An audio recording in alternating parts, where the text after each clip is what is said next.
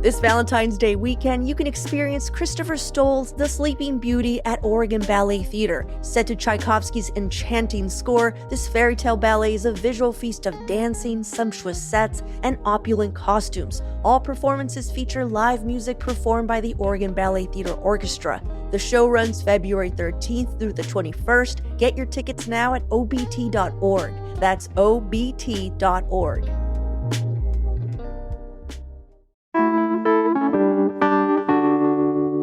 Today on CityCast, Portland's Midweek News Roundup, we're talking with Portland Mercury reporter Jeremiah Hayden about the string of protests that happened in Portland this past weekend, including Saturday's march, where federal agents shot tear gas and flashbangs into a crowd that included children. We also look into what exactly our local government is able to do about any of this. It's Wednesday, February 4th. I'm Claudia Meza, and this is what Portland's talking about.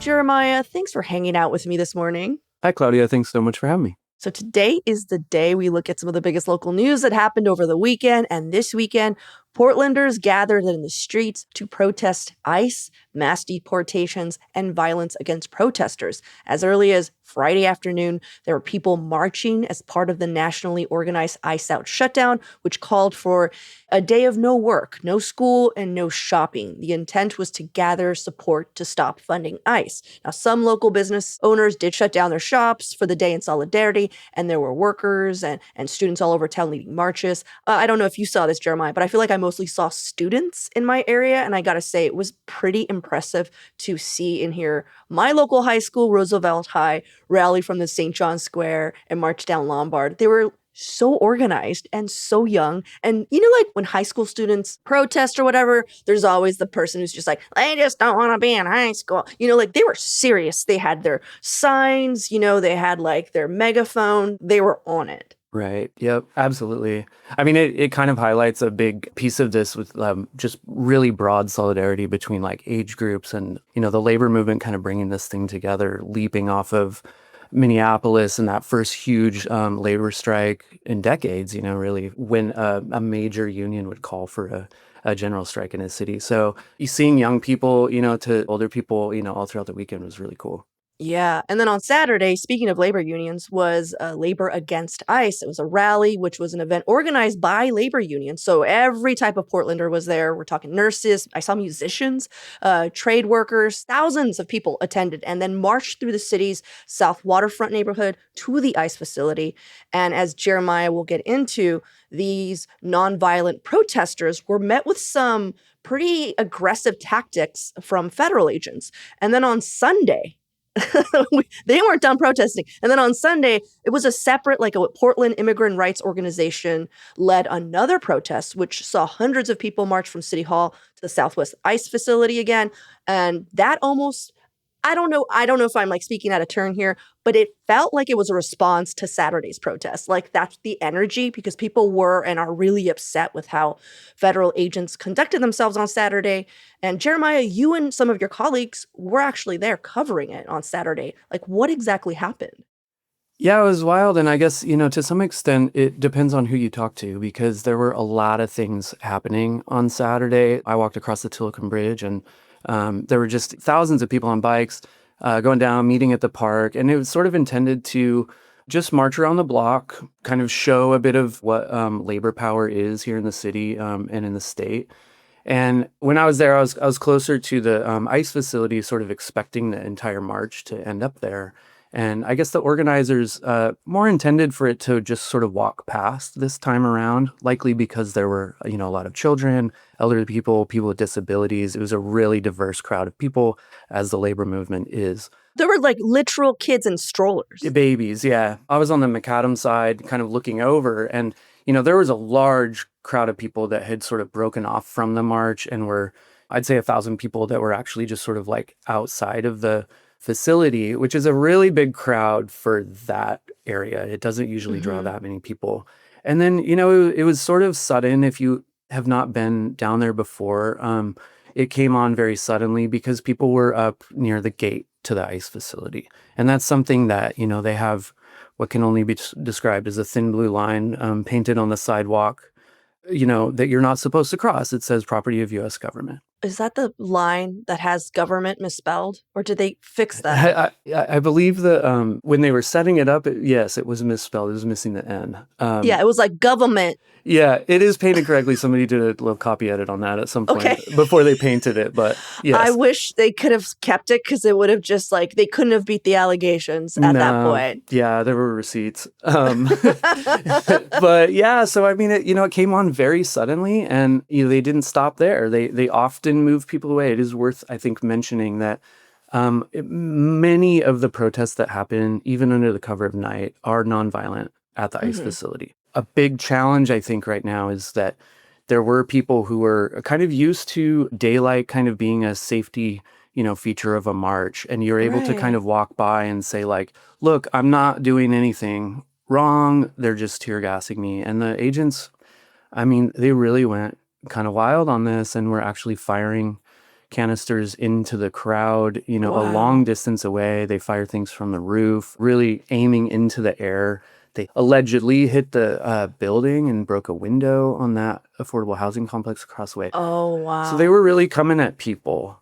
So that means if they broke a window, there is the possibility that a canister went inside that building? Or did it just ricochet and break? Did we get a confirmation? Was someone gassed in their apartment? I did not get a confirmation on that exactly, although we are looking into it a little bit more. But yeah, I mean, at least the window was broken. I think a tear gas canister, or a flashbang would have likely lit the place on fire. But that is so dangerous. It's very dangerous. And so I think that, just kind of being there, it was a major escalation. Certainly they were going after, at first, the people who were at the facility itself, but they had no problem saying to a group of people who were marching past, exercising First Amendment rights, they had no problem showing them that, we're not afraid to hurt you too. Yeah.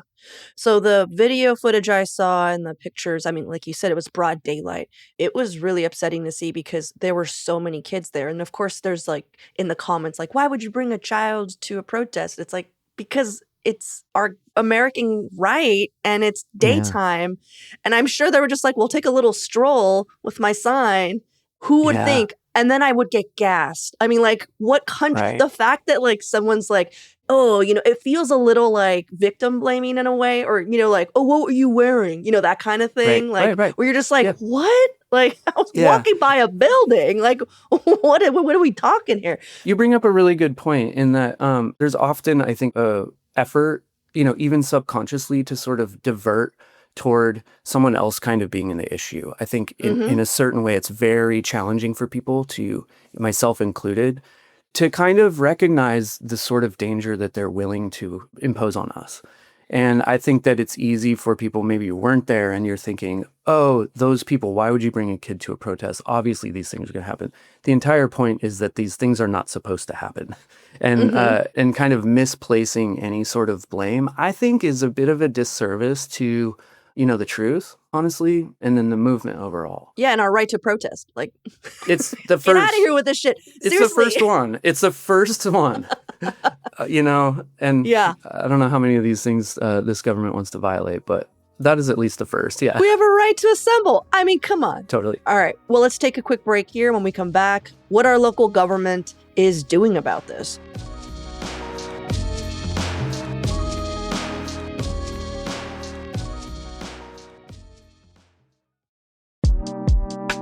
Pivot Portland Management wants to remind you that the Winter Light Festival is coming back to downtown February 6th through the 14th, and it's absolutely free. If you've not been, you gotta go check it out, at least once. It's a citywide celebration of public art, creativity, and community. And this year, some incredible artists will be featured in a few of Pivot Properties buildings. If you head over to pdxwlf.com, you'll find a map of all the light installations on view. Like last year, there was a massive actual fire-breathing dragon sculpture near the waterfront. It was such a spectacle. Pivot is a big supporter of our downtown district and its vibrant community, and they encourage you to explore all it has to offer. So bundle up, head downtown, and experience the Portland Winter Light Festival. You can learn more about Pivot at pivotportland.com. That's pivotportland.com.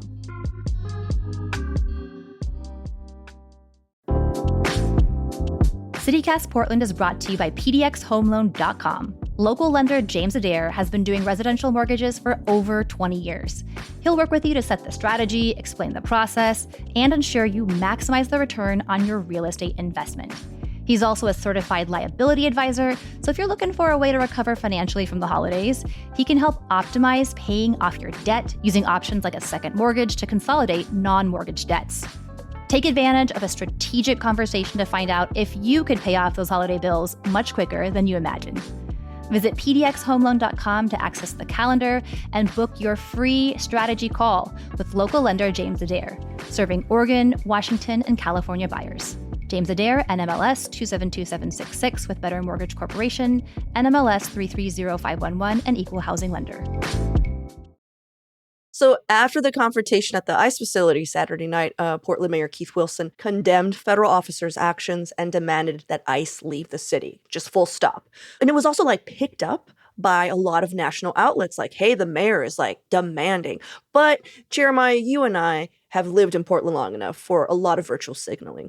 And we know that when a city leader demands something with no action, it's a little odd because we're okay, cool. So I demanded too. Where should I write that? I demand ICE leaves the city. Yeah. So I guess I'm asking is what have you heard? I know you report at City Hall. I know that there are city councilors actually trying to get legitimate action going, getting penalties against the landlord, the person who rents the ICE facility building to the government, to get him on the hook since they can't go after the federal government hey, you're renting to someone who is poisoning people. Do something about this. So where are we with this demand, I guess? Yeah, the demand. I mean, I think a lot of people it was very refreshing for a lot of people to see the mayor come out with a really strong statement. It didn't really include please collaborate with local law enforcement, those kinds of things that really pull a strong statement back. But, at this point, there are a handful of things. None of them are sexy because this is just bureaucracy.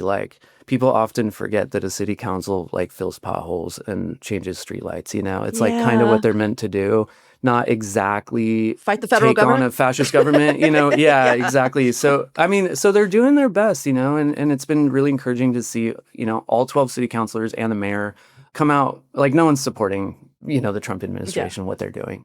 The things that are coming out of there right now, there was recently a detention center fee that was passed, is sort of loosely what it's called. And that is, not to get too technical, it's called a Plagovian measures that are basically environmental measures that will place a fee on landlords who allow certain activities to happen in their buildings. It's what they call negative externalities, right? So it's since this place is going to draw protests, if its tenants are doing things to the neighborhood that harm, the environment and the people, they can then go back and fine the landlord for allowing that stuff to happen there. This is, the second time since that went into effect earlier in January that they have deployed tear gas, second and third time. So there is some movement. That's something that Mayor Wilson said that he would expedite after a few city councilors asked him to do so. The other thing that's happening, and one of the main and sort of singular focuses of the group that met on Sunday to march to the ICE facility from City Hall, they want the city to revoke a conditional use. It's not exactly a permit, but for lack of a better term. And, that's something that is in process. They kind of are going back to see what these violations are. They're doing an investigation. The Portland Permitting Department, notoriously quite slow when it wants to be and quite quick when it wants to be, is slowly going through that process to figure out how to kind of hold them accountable. But that is something that, despite all of the very loud voices around revoke the permit, it is something that is going to take 3-4 years or more through the courts. It's not something that happens fast. Certainly, it seems great. You go, hey, you're doing business here and you have a permit to do that. We're just going to yank it. Not really how it works. But people are calling for that. And the city is working in the ways that it can. And some people are encouraging them to go a little more quickly, all things considered here. Yeah. I mean, I will say it was very refreshing, as you said, to see such a strong statement from a city leader, not mincing words, not, be peaceful. It's just get out of here, But Right. there is still the part of me that was but you saying, Claudia, they fill potholes. This is what city council does. It really does kind of refocus your attention of you're yeah, what can he do? And I guess that's Yeah. my question is what can he do? I mean, as the mayor, because I know city council policy, but the mayor, he's got a little bit more swag when it comes to publicity, that kind of stuff. Yeah. Do you think he can do anything that could move that get out ICE? Or do you think it's just like more memos and more getting FaceTime with national media? I mean, to some extent, like the world just kind of operates in memos and letters and stuff when it comes to bureaucratic, government stuff. Like there's sort of a risk of, I think, people falling into, well, hey, what can the little mayor do? That doesn't really serve anyone here. And I don't think that pretending you don't have power, I don't think that's very good politics, and it's not a very good way to beat back fascism, At the same time, it's also worth recognizing what that municipal government tool does and doesn't do. He is the mayor. He can push on his city administrator to push on the permitting and development department to expedite the investigation that they're going through. He can request, maybe assistance from the DA is the person who would actually prosecute based on these detention center fees or, any other kinds of violence from ICE agents. The DA is Nathan Vasquez. He's sort of come out, in a way saying that he would do that if there was evidence. And I think that a lot of people who have been around there, either filming or just being there, would say there is plenty of evidence. Right. It's a matter of will. And I think that's like an interesting place, for sort of critical thought is like, given the will, what could the mayor do? Right. Kind of a hell of a lot. Yeah, well, on Monday, OPB did report that ACLU filed a lawsuit asking U.S. District Court Judge Michael Simon for measures that limit the response by federal agents who have used excessive force on peaceful protesters, at and around the ICE building. So that's one thing. But just speaking about tear gas real quick, what do we know about the Fed ruling banning tear gas that's happening today? Because again, we've said this on the show, but our police department has been under a federal settlement agreement because of them using tear gas. And so the irony that their federal agents are using tear gas on Portland, like, is there an irony check somewhere up the ladder, Jeremiah? I know. Is there an Uno reverse card that someone could do? Like, what is going on there? You'll have to ask Judge Simon about that. But yeah, I mean, there is a very interesting thing here. And you kind of hear like, the police need to go and like arrest these agents that are doing this stuff. And, to a certain extent, they're just kind of like stuck with like an old like Obama DOJ, saying like, hey, you can't harm people with disabilities, basically is the ruling for, and then like into 2020, that's has sort of pivoted into, using tear gas against journalists and legal observers and then the public. And so there's this ban on PPB using that. But, under a different circumstance, I know there is some activity in the city council to try to, change like face mask rules and all these kinds of things. But again, there's just always this supremacy clause that when it gets into that kind of boring bureaucratic sort of court system, those rules start to get really funky. And so, can a city or even a circuit court actively stop DHS agents doing what they're told by their federal government from deploying chemical weapons on its people? I don't know. But thus far, the National Guard came here, didn't deploy into the streets, and they did leave. So there is some hope out there. Right. Well, Jeremiah, I appreciate you coming on the show. I know you're busy, covering all the protests and the city government. So you coming through and just letting our listeners know a firsthand experience of what's been happening, what's going on it's appreciated. So thank you so much. And also just thank you for the work that you do. Did you get tear gassed? Yeah. I'm so sorry. Yeah. Thank you. Yeah. I mean, it's never quite pleasant. At this point, it's just a hazard of the job, I guess, but it's like, it's not fun. And like, what happens? Like, what's the first reaction when you get tear gas? I'm just curious. It usually just kind of enters my, I had like my gas mask on. And so typically it's just very disorienting. The thing that really gets to me is the flashbangs. They're created to kind of make you angry and disoriented. And so that's kind of something I've had to recognize over the years is how these different weapons kind of impact me so that I can keep just doing my job through it. Tear gas, usually once it kind of creeps in, it gets a little bit funky around, if the mask isn't sealed very well and kind of ends up hard to see. hard to breathe. I got my eyes fleshed out the other day to, try to be able to see a little bit better. But it lingers for a long, long time, and they did a couple of rounds the other night. So once it finally dissipates a little bit, they come back for more. But you can feel it days after even. So God, that's awful. I'm so sorry, Jeremiah. I'll let you go so you can go back to your work. thanks, Claudia. Thanks for having me. We'll definitely check in with you and see what's going on. Hopefully, fingers crossed, you don't get tear gassed again. Yeah, take care. Stay in touch. Just a quick note that we taped this yesterday morning, and since then, U.S. District Judge Michael Simon issued a temporary order limiting how federal officers can use force at the Portland ICE facility, including prohibiting officers from using tear gas or flashbangs unless there is an imminent threat of physical harm. You can find the latest in this morning's CityCast Portland newsletter. There's a link to it in the show notes.